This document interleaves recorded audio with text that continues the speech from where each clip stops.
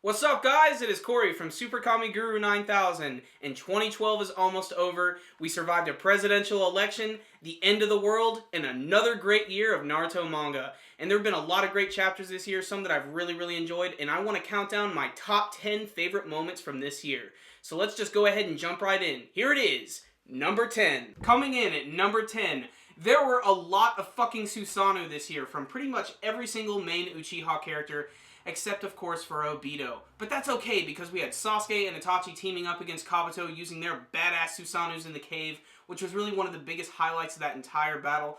But it's really Madara this year who really takes it. He doesn't just have one Susanoo, no. He can summon a ton of these things. We saw earlier in this year when he was fighting against the Kages, he could create all these different Susanoos and make clones of himself, which could create even more Susanoos. And as if that's not enough, he had a final version of it, which was towering over mountains and able to cut them in half with a sword.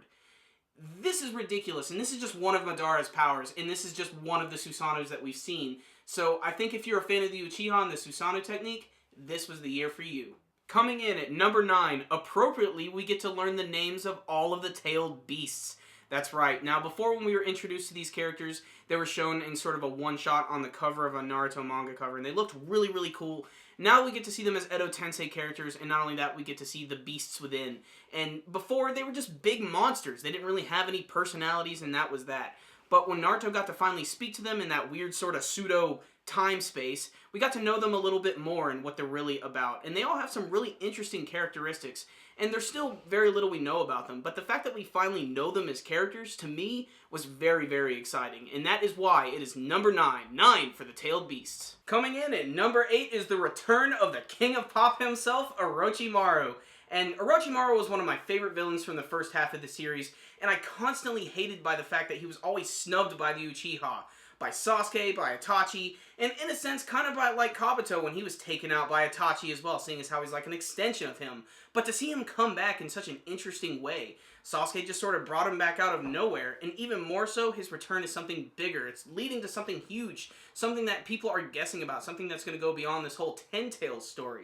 So, I can't wait to see who these mystery people are and what Orochimaru has to do with it, and that's why he's at number 8. Coming in at number 7, regrettably, is the death of some really important characters in this year. And, you know, some of them I really didn't expect at all. First and foremost, let's just get this one out of the way, because it was the most recent one, Neji. Neji Hyuga is dead. And this was such an unexpected death. In the middle of the Ten Tails attack, all of a sudden, this main character just gets killed and offed right then and there. And no one saw it coming, and I didn't either, and it was crazy. But we also had Shikamaru's dad, Shikaku, died, Ino's dad, Inoichi, died, and a ton of other ninja, many of which, unfortunately, we don't know their names, are dead. But still, just the fact that those characters have been offed so quickly just shows us that maybe some more of our favorite ones may be offed soon. So we got to give some credit to these guys. Neji was one of my favorite characters, and it sucks that he's dead, and that's why it was such an impacting part this year, coming in at number 7. Number 6 is the Kages versus Madara, and I love action. I think it's pretty obvious that SuperKamiGuru9000, we love action, we love shit blowing up, we love people fighting, we love punches to the fucking face, and this one delivered it. There was so much awesome from every single character. All the Kages got to show off using a lot of their signature techniques. In particular, I think Inoki really showed off. He was definitely sort of the lead of the Kages, I think, in this one. Gaara was really awesome, and they were defending themselves, and even the Raikage himself was freaking punching Susanoos left and right. Tsunade also gave a really great show of display, and she might actually be dead. We don't really know yet, and that's sort of hanging in the air, so that's a really credit to her character. But Madara, God, he is just an unrelenting villain, and he is so smug, but that's what makes him so awesome. You know, you want to see him get beaten, and it seems like every single time he's about to get defeated, he comes up with some new technique that lets him defeat them even more, and he was displaying all of his abilities as well, using all the frickin' meteorites coming out of the sky, and even summoning all of that fucking Mokuton stuff from the ground. So it was an insane display of powers this year, and that was from the Kage characters, and they're really the strongest characters in the series.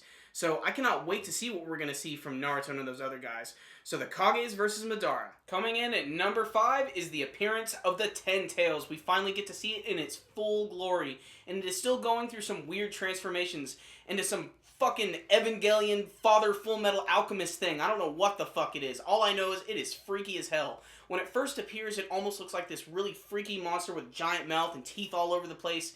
And then it turns into this, like I said, Evangelion looking thing. It's all emaciated looking, and it's got this really weird face. It's got the mouth, the eye, and the ear, and it's all freaky, and it's got the weird Bulbasaur thing on its back. I don't know what the fuck is up with this thing. What I do know, it's incredibly intimidating looking, and it's just destroying everybody. And it don't give a shit, and it's only a matter of time before it takes over Madara and Obito. I really hope that happens. So I'm finally glad we got to see this thing, because it's been built up over a long period of time, and I think its power definitely shows. You gotta look out for this thing. It's got fucking sunflower seeds of death. Look the fuck out. Number 5, Ten Tails. Coming in at number 4 was another unexpected twist. It seems Kabuto had some new abilities to show off. Now, we knew before that he took Orochimaru's remains, and we got to learn a little bit how he got those. However, what's really interesting is that he attained Sage Mode, and not just any type of Sage Mode. He became like a snake dragon. And it was really crazy. They had this whole backstory where he met this giant snake wearing a wig, smoking a pipe. Kinda sounds crazy, right? And with that come all these really freaky things. He actually brings the Sound 4 back, except they're sort of exploding out of his stomach, kind of Total Recall style. But it's still really cool. They have a ton of really great abilities and everything, and Kabuto looks awesome. He's got these horns coming out. He looks all scaly and nasty, and he actually has a really nice fight against Sasuke and Itachi, and he doesn't actually just get beaten down into the dirt, which I thought was really cool. So that is why at number 4, Kabuto, the Sage Dragon. Number 3 is the big reveal of Toby. Now, this is something we've all wanted to see over the course of the last, 5 years. It's been a really, really big introduction, and everybody's had their theories. Who is Toby? Who is he going to be? And a lot of people are saying it was going to be Obito. And it's Obito. Yeah, it is. But still, getting to actually see it happen was just great. It was really cool, especially how Naruto actually broke his mask. He used a Rasengan and he hit him right in the friggin' face. And this was kind of a callback to when he was fighting Haku in the very first arc and punched him in the face and his mask broke and everything. So I thought that was pretty cool. So it's just finally good to know who Toby is. And at first I was kind of like, crap, it's Obito. I can't believe it. But the more I read, the more I learn about his backstory is why I tend to like this character a lot. And so that's why getting to see who Toby is at number 3. Coming in at number 2 is Obito's backstory. Now, like I said before, getting to finally see who Toby was awesome. But when we actually got to see his backstory, I gotta say, this is one of the darkest parts I've actually seen in the entire Naruto series. We actually get to see when he meets Madara underneath the ground, which happened to be right where that boulder was. It's a little convenient and a little weird, but we still don't know everything quite yet. We get to see that he met with a Zetsu that was training him the entire time and rehabilitating him. We get to learn that he's half Obito, but the big part of it is when we get to see when he finally meets up with Rin and Kakashi again. And this is still kind of a mystery. We don't really know what's going on quite yet. But Obito runs up on all these Mist Ninja who are attacking Kakashi and Rin. And then all of a sudden, Kakashi kills Rin. Boom, she's dead right there, which makes really no sense at all, and that's when Obito just goes insane, and he starts attacking all of these ninja left and right, and he's using his Mokuton abilities, and he's just having branches explode out through all their bodies and throwing shrapnel all over the place. It's one of the most gruesome chapters I've ever seen, and at the very end we actually get to see he gets to use his Mangekyo Sharingan for the very first time. And it's just really stylistic the way it's drawn. In the final panel, I specifically remember you had all those branches reaching up into the sky, kind of going into the pattern of the Toby mask, and it just looked really, really cool, and there's blood all over the place. It's the most Berserk-like chapter I've ever seen. It's an awesome chapter. It's one of the best action chapters, and that's why it's number 2. Whoa! Super happy fun time number 1! Coming in at number 1 is my favorite moment from the Naruto manga this year in 2012. It is Naruto chapter 571, and this was just one of the most badass action-packed chapters I have ever read. And it had Naruto with a brand new Kyuubi Chakra mode. Basically, it's a brand new form of it. He has this big-ass cloak that looks a lot like the Sage of the Six Paths. He even has kind of his horns on the top of his head. Really, really cool looking. And he actually gets to work with Kurama as well. And this is really cool because Kurama has some new abilities as well. He's able to envelop Naruto completely in his chakra, and it takes the form of the actual Nine Tails itself. And it's all yellow, and it has these tribal markings all over it. It looks so awesome, and it's fighting against all of the other tailed beasts except for Shukaku. Naruto's also getting a little bit of help from the Eight Tails as well, but this whole chapter was just insane. It was basically a giant Godzilla battle. All of the tail beasts get to show off a little bit. Naruto is just throwing them all over the place. He's getting a lot of help from Killer Bee. It looks really cool. There's a lot of huge panels. Shit's exploding all over the place. And it ends with all of the characters doing a tail beast bomb against each other. This, to me, is the most fun chapter that I have read this year. And I cannot wait to see what's going to happen later with the Ten Tails. But for me, this was the best of 2012. So that's it, guys. That is my top 10 favorite moments from Naruto in 2012. I can't wait for 2013 because a lot of big events are getting ready to happen. But what are your guys' favorite moments? You can let me know in your comments below.